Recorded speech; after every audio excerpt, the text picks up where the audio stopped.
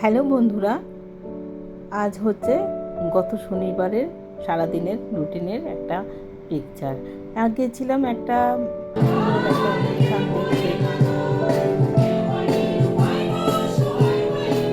তার কিছু ঝলক শ্রদ্ধাঞ্জলি দিল আমাকে ঘিরে।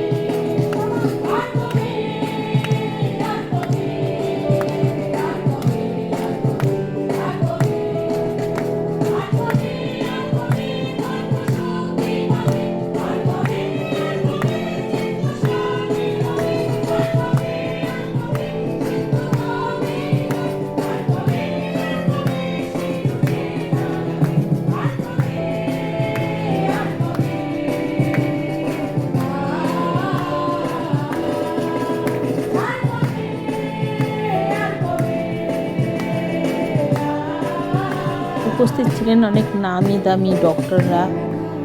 শ্রদ্ধাঞ্জলি জ্ঞাপন দিন চলছিল তিলোত্তমাকে ঘিরে। আর ছিল একটা সুন্দর প্রযোজনা নান্দিকারের পাঞ্চের জন্য। তো তার ভিডিও আমি করিনি। আমি এখানে লোক এবং যারা গাইছিল এবং দর্শক আসনে আমরা যারা বসা ছিলাম তারা কীভাবে সমস্ত অনুষ্ঠানটাকে দেখেছে তারই কিছু ঝলকগুলো তুলে ধরেছে। রোজকার রান্নাবান্না তো থাকেই, সেই সঙ্গে ছিল এই অনুষ্ঠানেরও অংশ বিশেষ। সেদিন ছিল ভীষণভাবে বৃষ্টি, আর যেখানে গেছিলাম রবীন্দ্র ভবনে অন্তত মুষলধারে বৃষ্টি পড়ছিল। তবুও তার মধ্যে গেছি, কেননা কথা দেওয়া ছিল বন্ধুকে। তো সেই কথা রাখতে আমি যতটা তৎপর ছিলাম, আমার ছেলে খড়গপুর থেকে শনিবার দিন এসে বিকেলবেলা আমাকে ঠেলে পাঠালো। তখনও বিকেল বলতে 3:30 পৌনে 4টে। যাই হোক, আমি 4টের পরে গাড়ি করে গেলাম এবং ট্রেনে করে যাওয়াতে তাড়াতাড়ি পৌঁছেও গেলাম 4:30-এর মধ্যে। হ্যাঁ, অনুষ্ঠানটা ছিল 6টায় আরম্ভ, কিন্তু আমি একটু তাড়াতাড়ি পৌঁছে গেছি। যাই হোক, প্রথমে তো শুরুতে অনেক কিছু বলা হলো তিলোত্তমাকে নিয়ে। সেই নিয়ে আমরা যারা জ্ঞান পিপাসু তারা তো খানিকটা শুনতে এবং দেখতেও চাই। সেরকম দর্শক আসনে বসে আমিও সেটা কিছুটা উপভোগ করছিলাম, কিন্তু খুবই আনন্দ পাই। ভালো লাগা তো ছিল সঙ্গে চোখের জলও। শুধুমাত্র টিকিট সংগ্রহে নয়। আচ্ছা, এটা এবার আমাদের সকলেরই একটা প্রিয় গান রবি ঠাকুরের, সেই গানটিকেও তারা তুলে ধরেছিল। এটা ছিল খড়দহ পুষ্প মেলার কমিটি তরফ থেকে এটার আয়োজন। সমগ্র অনুষ্ঠানটির আয়োজন করেছে খড়দহ পুষ্প মেলার কমিটির লোকেরা। আর আমরা যারা টিকিট ক্রয় করে বিভিন্ন অঞ্চল থেকে এবং খড়দহবাসীরা গেছিল, তাদেরই সবাই মিলে মিলিত একটা অনুষ্ঠান। আর সেই অনুষ্ঠানে তিলোত্তমাকে বরণ করার জন্য, তিলোত্তমাকে মেনে নেওয়ার জন্য, তিলোত্তমার সাথে পাশে থাকার জন্য, সম্প্রীতি হওয়ার জন্য যে একটা উৎসব শুরু হয়েছিল, যে একটা শ্রদ্ধাঞ্জলি শুরু হয়েছিল, তারই কিছুটা অংশ। এটা ছিল গত শনিবারের অনুষ্ঠান। ভীষণভাবে বৃষ্টি থাকা সত্ত্বেও দর্শক আসন কিন্তু এতটাও খালি ছিল না। পুরোটাই প্রেক্ষাগৃহ আর কি, ভিড়। আর দেখতে পাচ্ছেন সকলে কিভাবে মোবাইলের আলো দিয়ে সবাই আমরা অন্ধকারকে আলোকিত করছিলাম। অন্ধকারকে দূরে সরানোর থেকে আলো যে ব্যবহার করছিলাম, সেটাই কিন্তু আমি তুলে ধরার চেষ্টা করেছি। সবটা পারিনি, কেননা কিছুটা চোখের জন্য ছিল, তাই সবসময় আমি ক্যামেরা বন্দি করতে পারিনি, ফোনের ক্যামেরা বন্দি করতে পারিনি। আচ্ছা, ওখানে নান্দিকারের পাঞ্চজন্য শুরু হওয়ার আগেই কিন্তু ঘোষণা হয়েছিল কোনো অংশ ভিডিও করা হবে না, তাই আমি তাদের কোনো অংশ ভিডিও করিনি। জাস্ট আমার টিকিট থেকে তোলা একটা ছবি আমি এই ভিডিওতে দিয়েছি। আর পাশাপাশি দেখে নিন কীরকমভাবে স্তব্ধ হয়ে মানে দর্শক যারা আমরা ছিলাম সবাই মোমবাতির আলোয় নিজেদের সাথে অন্যদেরকেও সাড়া দিচ্ছিলাম।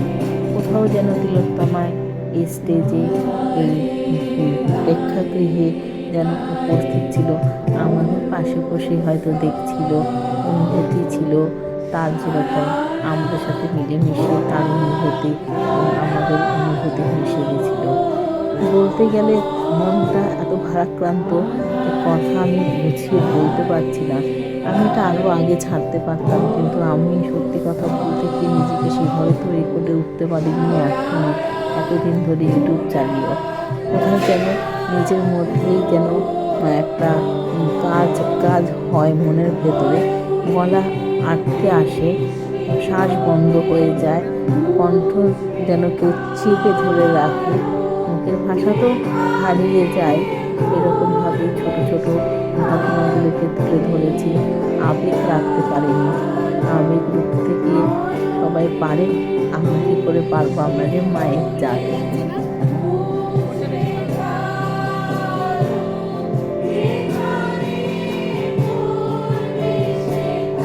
এই প্রেক্ষাগৃহে বহু গুণীজন ছিলেন, তার সাথে অনেক প্রসিদ্ধ নামকরা ডক্টররাও উপস্থিত ছিলেন, যারা অনেকটা বয়স্ক ডক্টর, তারাই বেশিরভাগ ছিলেন।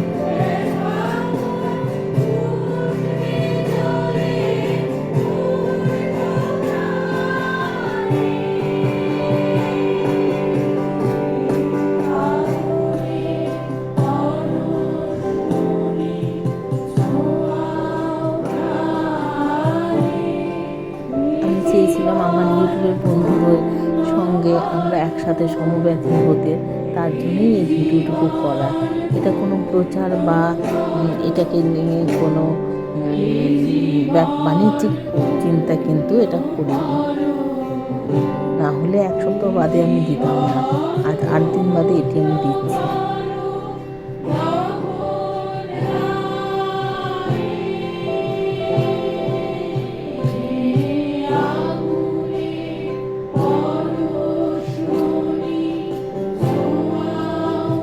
প্রথমে গাওয়া হয়েছে অরিজিৎ সিংয়ের যে তৈরি নতুন গানটি, সেইটি তিলোত্তমাকে জানিয়ে, আর পরে রবীন্দ্রসঙ্গীত। আচ্ছা, আমি সকালে যে রান্না করেছি, শুধু রান্নার একটা পদ আমি দেখাচ্ছি, বাদবাকি ছবি, কারণ এই যে যাবার একটা তাড়া ছিল, বাইরে বৃষ্টি, এদিকে ছেলেও বাড়িতে আসেনি। করেছিলাম তেঁতো চচ্চড়ি, সমস্ত সবজি দিয়ে, ঘরে যা যাবতীয় সবজি ছিল সেগুলো এক পাশে আমি কাটছি আর এক পাশে কড়াইতে দিচ্ছি, এরকমভাবে রান্নাটা করেছিলাম। আর ফুলকপি আর ডাল করেছি, সেইগুলো সরিয়ে রেখেছি, সেইগুলো আমি আর দেখাইনি, জাস্ট আমি একটা ছবি তুলে দিয়ে দেবো।